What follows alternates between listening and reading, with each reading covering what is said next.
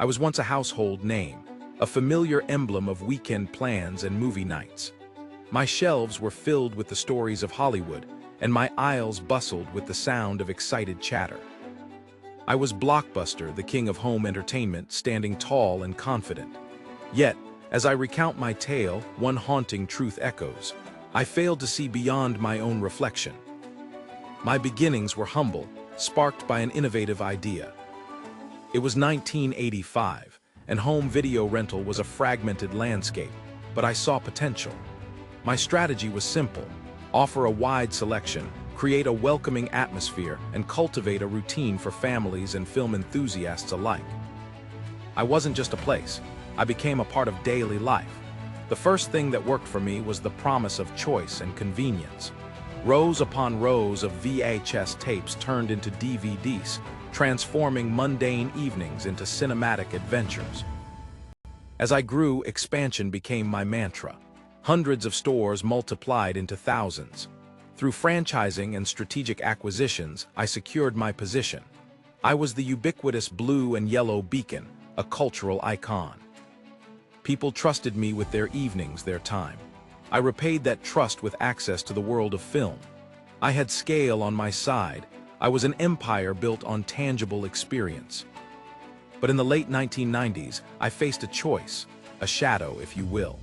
A young challenger called Netflix approached, proposing a partnership. They envisioned a future of mail-order rentals and a growing whisper of streaming technology. I turned them away, confident in the power of my physical presence. I couldn't comprehend the utopia they envisioned: movies on demand, with no need for a trip outside one's home. My refusal of Netflix was a pivotal turning point, the fissure along my foundation.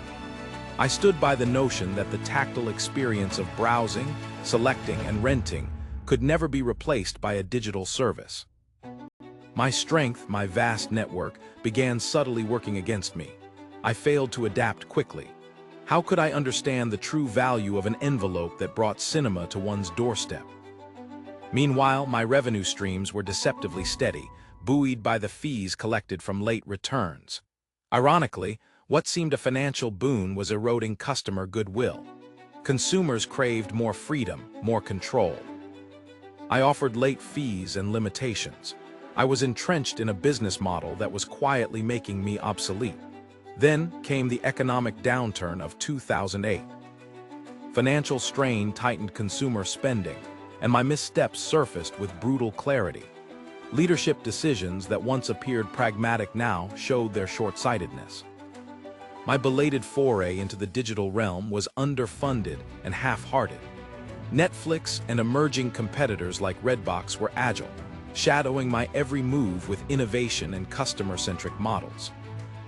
I was an analog giant in a digital world, unable to pivot with the precision needed. In the end, it wasn't just about technology, nor only about market shifts. It was a failure of vision. I didn't see how fundamentally consumer habits were changing. I clung to the tangible and the immediate, while the world leaned into convenience and instant gratification. My libraries became ghost towns, my fixtures relics of a bygone era. If there is regret, it is my inability to embrace the chaos and possibility that came with change. I underestimated the power of the cloud, the allure of catalogs without walls, the appeal of personalization over mass consumption. What I feared was eroding my empire could have been my salvation, had I leveraged my brand and resources to lead the transition. And now, to those who walk the path of entrepreneurship, innovation stands not just as a chance but as a necessity. Embrace the winds of change. Let not scale blind you to nimbleness. There is a lesson in my fall, a whisper from the past. Be not so consumed by your present success that you miss the horizon. I am no longer the king of home entertainment. I am a reflection, a case study, a narrative caution. The stories once lined in my aisles have found new homes. I haven't vanished. I exist in every conversation about adaptation, risk, and foresight. As the digital age continues to unfold, remember, timing is the quiet conductor of destiny. Be bold in anticipation, relentless in pursuit of the unseen.